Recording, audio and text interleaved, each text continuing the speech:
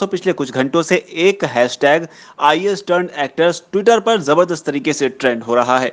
लोग इस पर तरह तरह की बातें कर रहे हैं। हमने जानने की कोशिश की कि आखिर इस खबर में ऐसी क्या बात है कि लोग इस पर इतना ज्यादा बात कर रहे हैं। तो पता चला कि ये कहानी एक ऐसे शख्स की है जिसे आज हर उस युवा को जानना चाहिए जो कहीं ना कहीं अपने मार्ग से भटक जाता है। फिर जब हमने इसे खंगालने की कोशिश की तो पता चला कि जिस शख्स की आईएएस टर्न्ड एक्टर के इस हैशटैग में बात हो रही है वो शख्स तो यूट्यूब पर भी जबरदस्त तरीके से छाया हुआ है। उनका एल्बम दिल तोड़ के ना मेरा ट्रेंडिंग लिस्ट में शामिल रहा।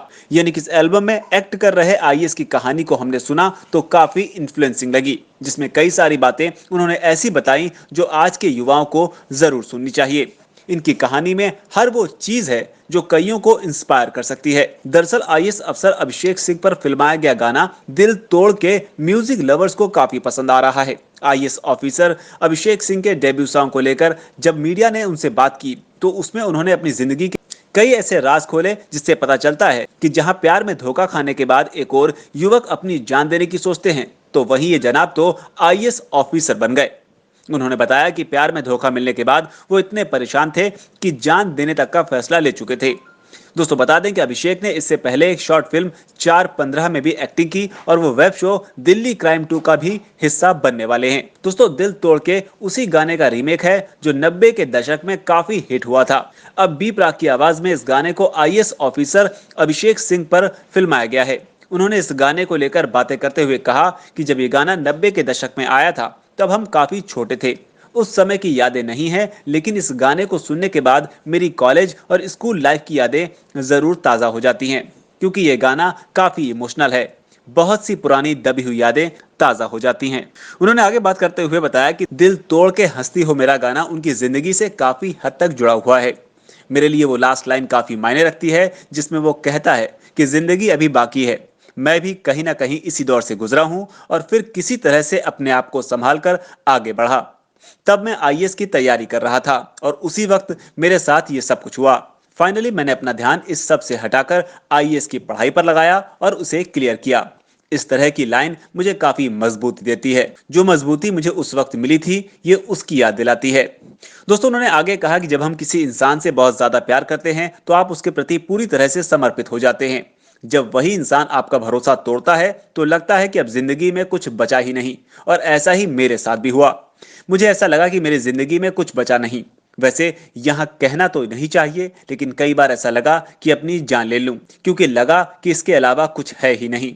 लेकिन मुझे लगता है कि उस वक्त आपकी परवरिश, आपका कल्चर आपको शक्ति देता है।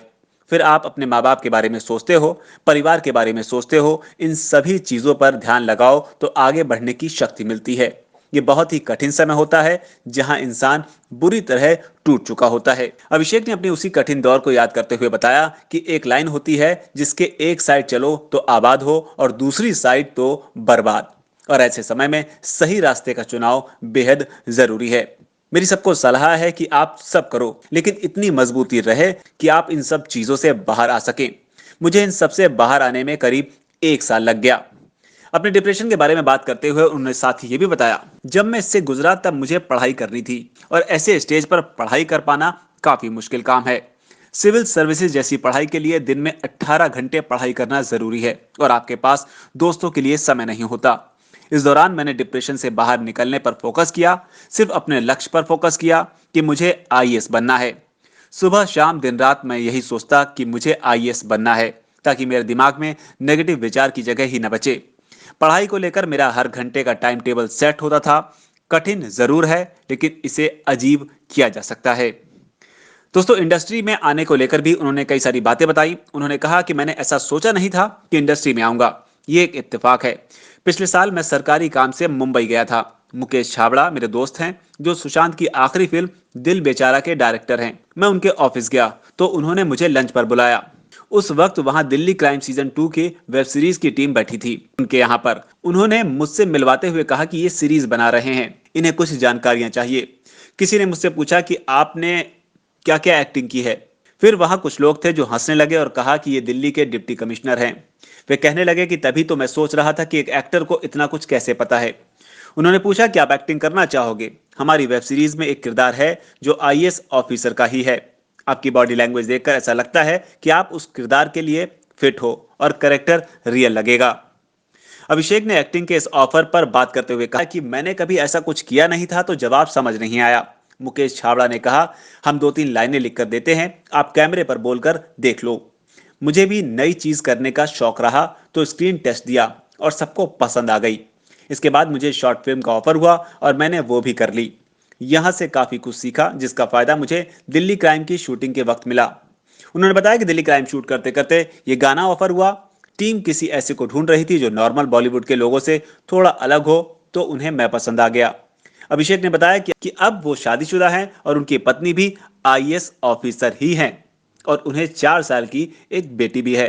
तो कुल मिलाकर ये खबर उन युवाओं के लिए एक प्रेरणा का काम कर सकती है जो कहीं ना कहीं अपनी जिंदगी में कुछ ऐसे वाक्यों से दो चार होते हैं और फिर अपनी जिंदगी के लक्ष्य से भटक जाते हैं।